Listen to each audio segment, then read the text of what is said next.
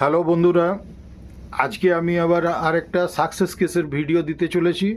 এই ভিডিওটিও দেখো, তোমরা দেখলে খুবই তোমাদের ভালো লাগবে যে হোমিওপ্যাথিক ওষুধের দ্বারা যদি ঠিক মতন ওষুধ দেওয়া যায়, সেটা যদি অপারেশনেরও কেস হয়ে যায়, অপারেশন পর্যন্ত হয়তো করতে পারলে ভালো হতো, এরকম কন্ডিশনও যদি হয়, সেই রুগীকেও কিন্তু আমরা আমাদের চেম্বারে ভালো করে দিতে পারি।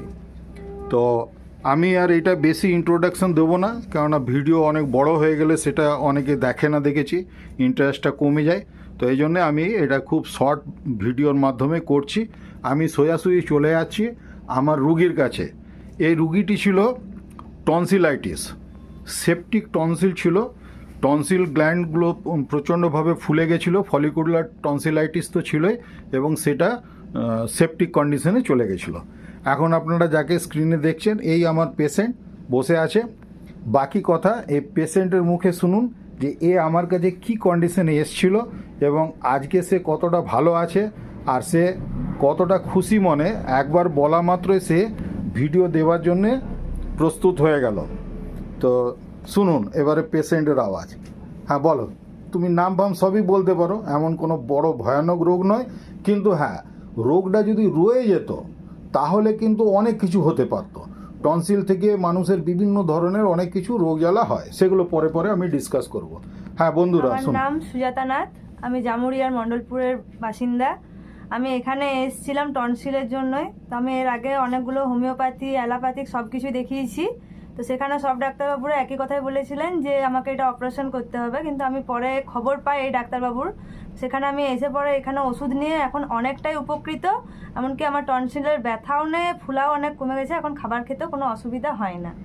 প্রথম যখন দেখাতে এলে তখন অনেকটাই ফোলা ছিল, অনেকটাই মানে ব্যথাও ছিল, আমি খাবারও ঠিকমতো খেতে পারতাম না, কোনো জিনিস গিলতে গেলে জল দিয়ে গিলে খেতে হতো। তো সেই জিনিসটা এখন আর নেই। এখন আমি মাত্র 7 দিন কি 10 দিনের মাথায় ওষুধ খেয়ে এখন আমি অনেকটাই ঠিক আছি, প্রায় অনেকটা ফোলাটাও কমে গেছে আর ব্যথাও নেই। আচ্ছা নাও, মুখটা খুলে এবারে যে ফুলে গেছিল টনসিলটা সেটা দেখিয়ে দাও। ধরো লাইটটা জ্বেলে দিই। হ্যাঁ বন্ধুরা, দেখতে পাচ্ছেন আজকে যে টনসিলের কন্ডিশনটা দেখছেন, এইটা এর চেয়ে প্রায় আরও 3 গুণ। ওই যে টনসিলের গ্ল্যান্ড দুটো একসঙ্গে টাচ হয়ে গেছিলো এবং ওপরে হোয়াইটিস কোটিং ছিল, আর মানে রেডিস প্যাচও হয়ে গেছিলো, আর ইভিউলাটাকে একদম এনক্রোচ করে দিয়েছিল। তো সেই অবস্থা থেকে আমি আজকে ওষুধ দিয়েছি মাত্র 7 দিন।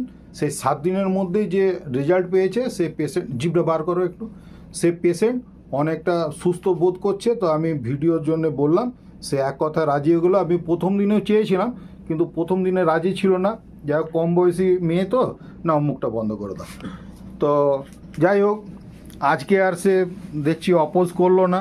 মানে এটাও ওষুধের কেরামতি। মানে এর পরে থেকে হয়তো আমি বলবো যে আমার ওষুধ এমন যে ওই ওষুধ খাওয়ার পরে ও রুগী ভিডিও করবার জন্য প্রস্তুত হয়ে যাবে, এটাও বলা যেতে পারে। তো যাই হোক, হোমিওপ্যাথিক ওষুধের দ্বারা এরকম অনেক কিছু মিরাকুলাস কাজ হতেই পারে।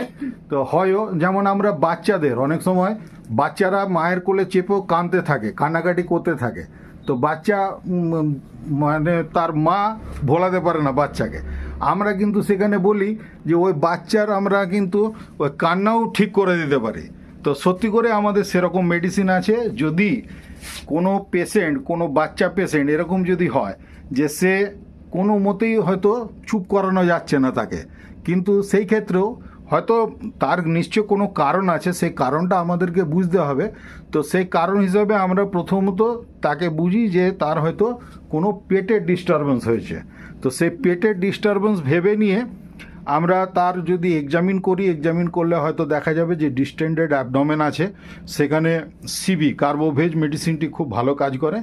এছাড়াও কিছু জানা থাক বা না থাক, আমি জুনিয়র হোমিওপ্যাথিক ডাক্তারদের জন্য এই কথাটা বলে রাখছি যে যদি বাচ্চা দেখছো বা রাত্রেবেলায় হয়তো পাশের বাড়িতে দেখবে বাচ্চা খুব কান্নাকাটি করছে, কি কারণ বোঝাই যাচ্ছে না, তো ক্যামোমিলা মেডিসিনটি মাথায় রাখবে।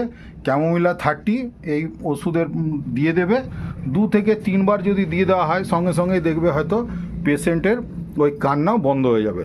তো ঠিক সেরকম আজকে এই ভিডিওটা নেবার পরে আমি বলতে পারি যে কোনো পেশেন্ট যদি প্রথমবারে ভিডিও দিতে নাও চায়, তো দ্বিতীয়বারে হোমিওপ্যাথিক ওষুধ এমন কাজ করবে যে সে নিজেই ভিডিও দিতে রাজি হয়ে যাবে। তো ঠিক আছে বন্ধুরা, আজকে এই পর্যন্তই। ভিডিওটি যদি তোমাদের ভালো লেগে থাকে তাহলে একটা লাইক দিও, আর বন্ধু বান্ধব ও ফ্যামিলি মেম্বারদেরকে শেয়ার করে দিও, আর আমার চ্যানেলটিতে যদি নতুন হও তাহলে সাবস্ক্রাইব করে দিও। ঠিক আছে বন্ধু, আজকে এই পর্যন্তই। Take care of your